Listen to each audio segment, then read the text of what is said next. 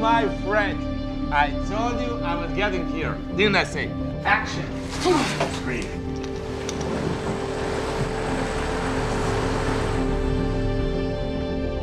Wait, roll cameras? Hey, Mark. Hey, B, Mark. Action.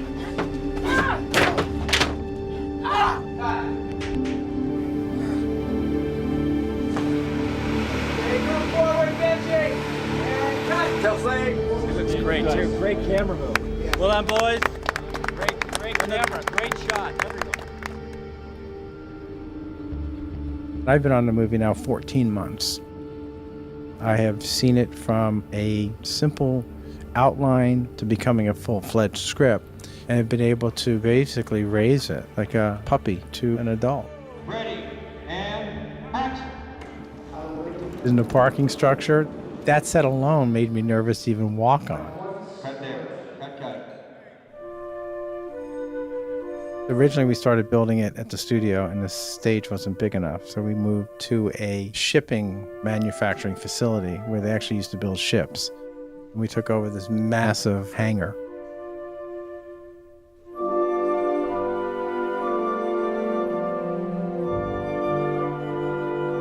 That set doesn't look that big in there because that hangar's enormous, but it's huge. Our set was 65 feet tall. Well, that's like a 7-story building.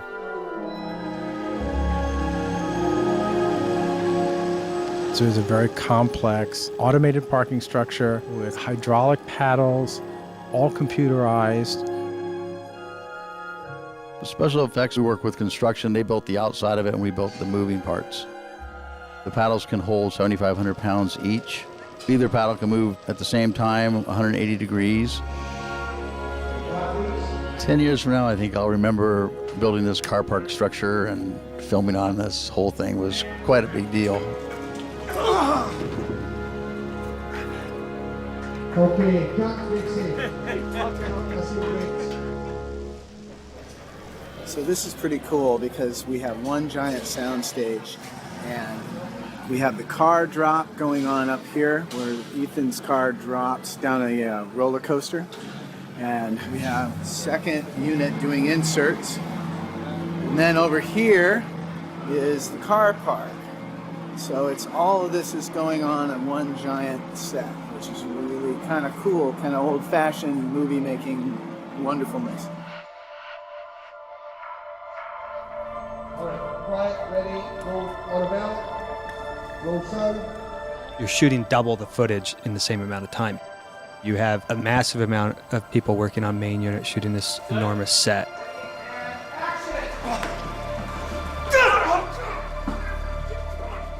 And right next door you have a bit smaller group shooting stunts and complicated rigs that take time that you don't want your main unit to shoot.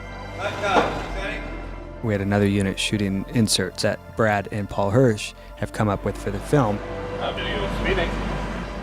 When you're putting a scene together, occasionally and inevitably there are moments that are missed. In discussions with the director, you may decide that we need another angle of this, that, or the other thing. Take from there, drag it over here, check it over here, let's see what that looks like. For inserts, in order to do it right, you have to match what was shot before. Check it out. Cut. How do you deal with an actor who is very, very afraid of heights? You lure him in with sweets first, and then you harness him up and start swinging him around. And don't let him out of the harness until you get your shot. We're going to move the paddle up to level 1. Then we can show Michael what he's doing. My whole mission was not to puke. And they put sweat on me, forced sweat. And they didn't really have to do that. Hold him higher in the frame. We just had to convince him, we've got you on a wire. You're not going anywhere. Towards the end, he was okay with being 22 feet in the air. He goes, I'll jump from here. For somebody that's afraid of heights, to commit to that, is not bad. Ready, and go.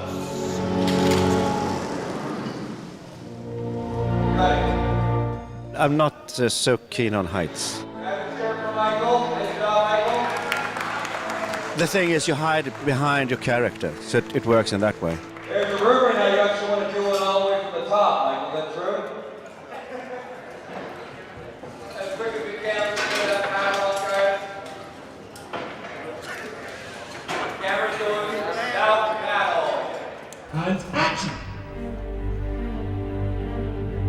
Before the film was shot, almost all of the previs was done in Los Angeles.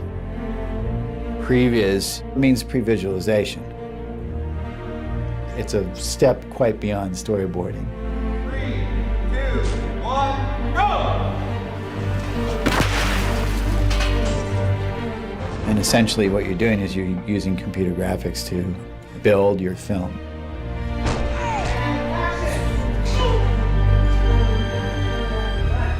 You can actually run your camera through the structure in the same way you would a set.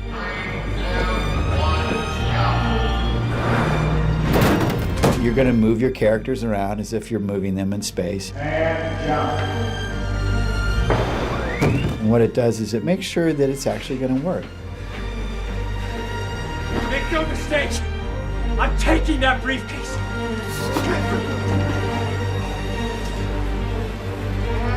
Action!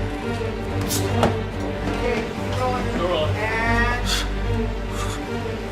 action!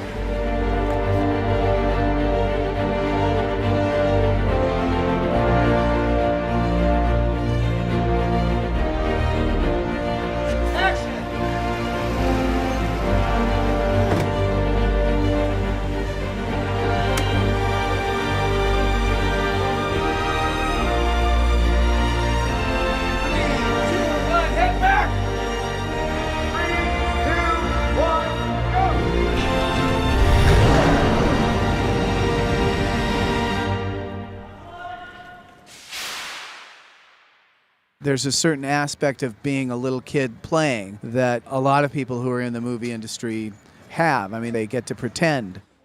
I can go to that imaginary place really easily, maybe a little too easily. When I was a kid, I remember there were certain shows that I liked on TV, and I had to get dressed in the costume of the show. If it were a Western show, I would have to very quickly change into my cowboy gear to watch the show. And so the amount of time between one show ending and the other show beginning, I had to get into the gear.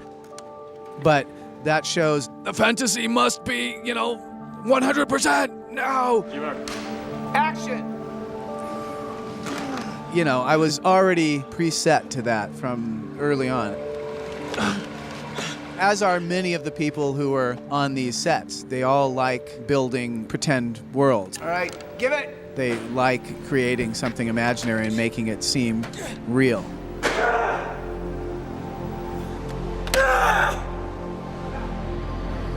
Good, that's it. Okay.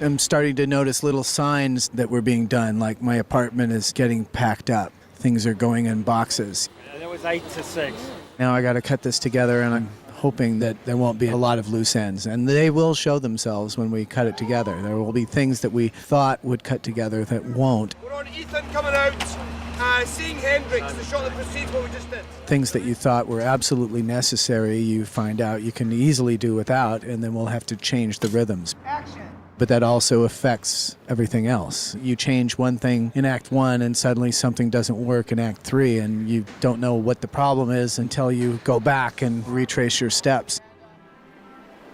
It's like chaos theory, a butterfly can affect the weather. In the last year, I've been home less than 4 months. Just going from freezing cold in Prague and to the sweltering heat in Dubai. Back to the freezing cold in Vancouver. Watching Brad Bird make something that should be completely impossible possible. And cut. That was good. The only thing we should change is we should have more people around. Brad is a great storyteller. He understands what works, what doesn't work. He'll tell you how to take something good and make it great. So the most important thing I tried to do with Brad was to explain to him that he's got to find the stamina that it takes to go out and make a live action movie. And bang! Rumble! Run! You're going to work 12 to 14 to 16 hours a day. Cut! Sometimes 7 days a week, especially on this movie when you're dealing with this many countries and the logistics. What I loved about what Brad did in this movie is it's an unabashed, awesome, fun spy movie. It completely embraces the spirit of what you would hope a Mission Impossible movie would be.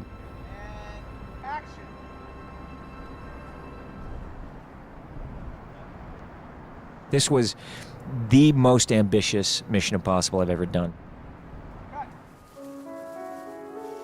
In terms of the amount of characters, the locations, the scope. We're hot with the effects, with the rig. I think it was fully realized with Brad Bird.